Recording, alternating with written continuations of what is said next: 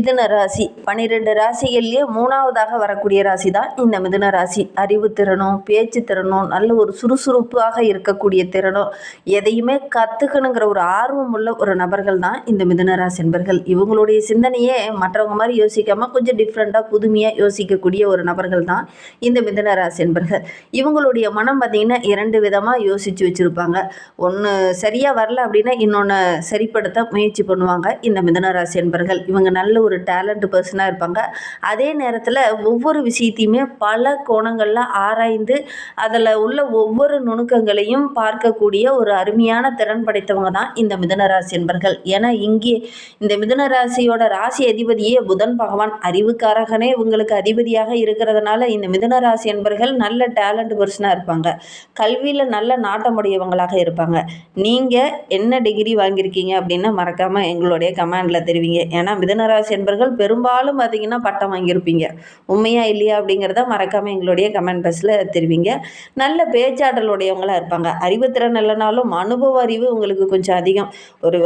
ஒரு தொழில் தான் செஞ்சிட்ருக்கேன், ஒரு வியாபாரம் தான் செஞ்சிட்ருக்கேன்னா கூட அந்த வியாபாரத்தில் நல்ல படிப்படியாக முன்னுக்கு வரக்கூடிய நபர்களில் நம்மளுடைய மிதுன ராசி என்பர்களும் வருவாங்க.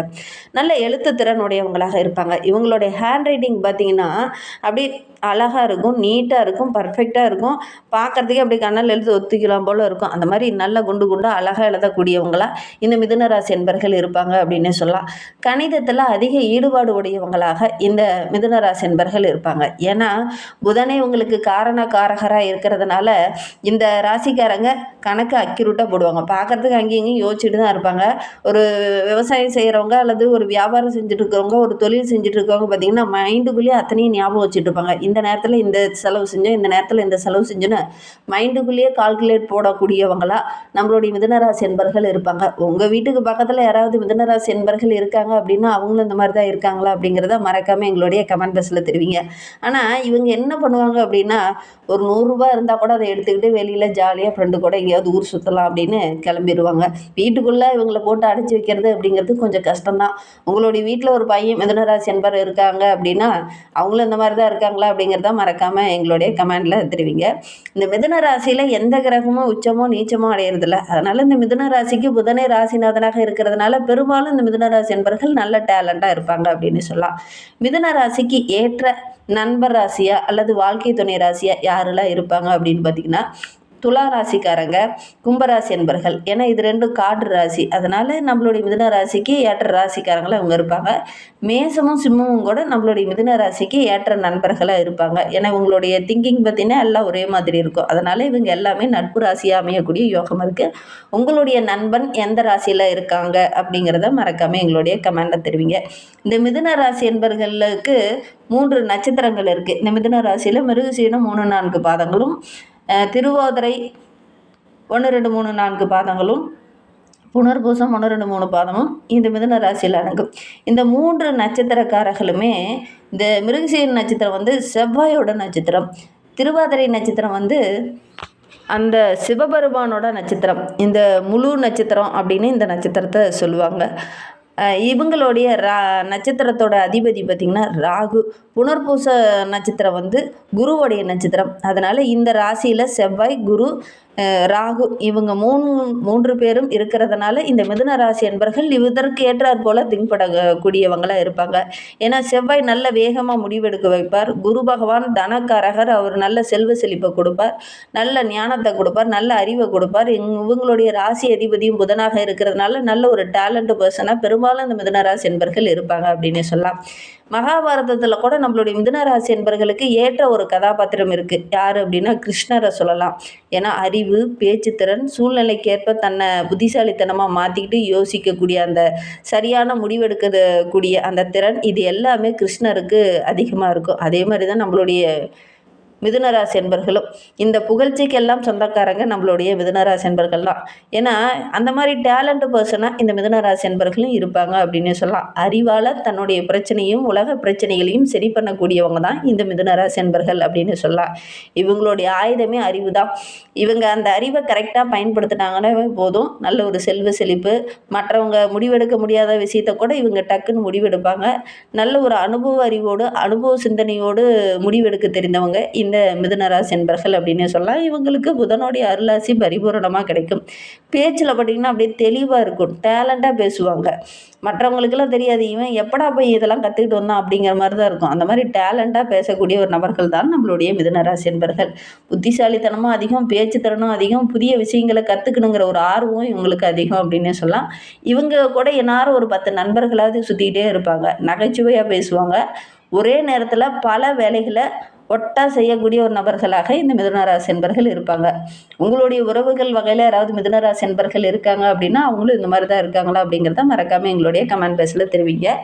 உங்களுக்கு ஜோதிட ரீதியாக ஏதாவது சந்தேகம் இருக்குது, ஜோதிடர்கிட்ட ஏதாவது ஆலோசனை வேணும் அப்படின்னா டிஸ்கிரிப்ஷனில் ஜோதிடரோட வாட்ஸ்அப் நம்பர் கொடுக்கப்பட்டிருக்கு. அந்த நம்பருக்கு கால் பண்ணி முன்பதிவு செஞ்சுக்கோங்க. உங்களுடைய சந்தேகங்களுக்கு நல்ல ஒரு தீர்வு கிடைக்கும்.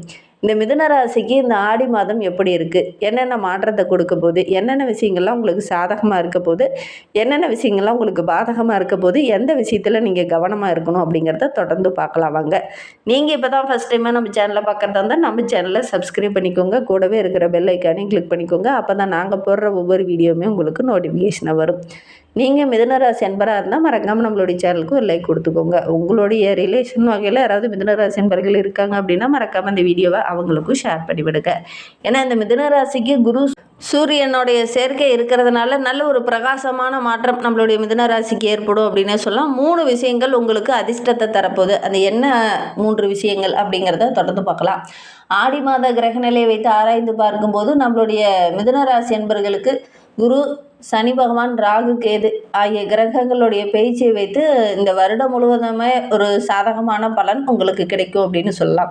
சனி பயிற்சி 2.5 ஆண்டுகளுக்கு ஒரு முறை அப்படிங்கிறதுனால அதில் எந்த ஒரு மாற்றமும் இல்லை. குரு பயிற்சி 12 மாதங்களுக்கு ஒரு முறை அப்படிங்கிறதுனால அதுலேயும் எந்த மாற்றமும் நம்மளுடைய மிதுன ராசிக்கு இல்லை அப்படின்னு சொல்லலாம். ராகு கேது பயிற்சி 1 வருடத்துக்கு ஒரு முறை மாறும், அதுலேயும் எந்த மாற்றமும் இல்லை. ஆனால் இந்த மாதத்தை பொறுத்தவரையிலும் சூரியன் மிதுன ராசியில் இதன வரையிலும் பயணிச்சிட்டு இருந்தார். இப்போ கடக ராசிக்கு நிலை கொண்டிருக்கிறார். இந்த காலகட்டத்தில் நம்மளுடைய மிதுன ராசிக்கு என்னென்ன நற்பலன்கள் கிடைக்க போகுது அப்படிங்கிறத பார்க்கலாம். ஆடி மாதம் பிறந்திருக்கக்கூடிய இந்த காலகட்டம் சூரிய பகவான் கடகராசியில் பிரவேசிக்கக்கூடிய காலகட்டம். கடகத்தோடு சூரியன் அதில் கடகத்திலே பார்த்தீங்கன்னா குரு உச்சம் பெற்று சுபகிரகத்தோடு சேரும்போது நிறைய நன்மைகள் ஒவ்வொரு ராசிக்காரங்களுக்குமே கிடைக்கும். அந்த வகையில் பார்க்கும்போது நம்மளுடைய மிதுன ராசி என்பவர்களுக்கு மிகப்பெரிய யோகத்தை தரக்கூடிய கிரக அமைப்பு அப்படின்னு சொல்லலாம்.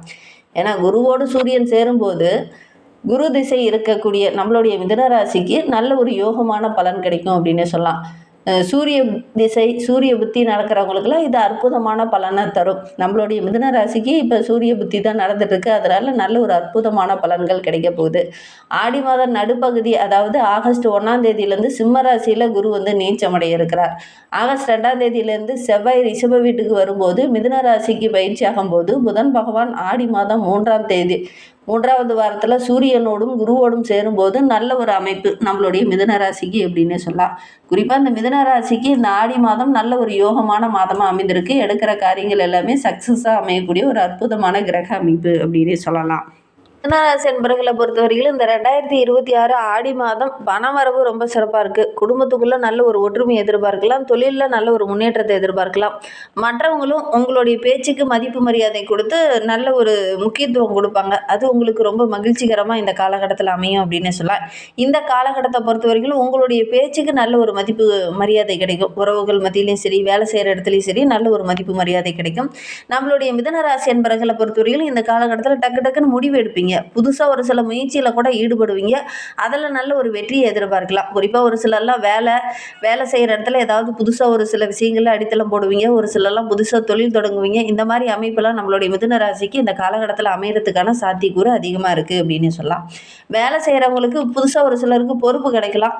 உங்களுடைய திறமையை வெளிப்படுத்துறதுக்கு இந்த காலகட்டத்தில் நல்ல நல்ல வாய்ப்புகள் கிடைக்கும். ஒரு சிலருக்கு புதுசாக பதவி உயர்வு கிடைக்கலாம். ஒரு சிலருக்கு வேலையில் ஏதாவது நல்ல வாய்ப்பு கிடைக்கிறதுக்கான யோகம் இருக்குது. ஒரு சிலருக்குலாம் பார்ட் டைம் ஜாபாக ஏதாவது எக்ஸ்ட்ரா ஒரு வேலை கிடைக்கக்கூடிய யோகம் இருக்குது அப்படின்னே சொல்லலாம்.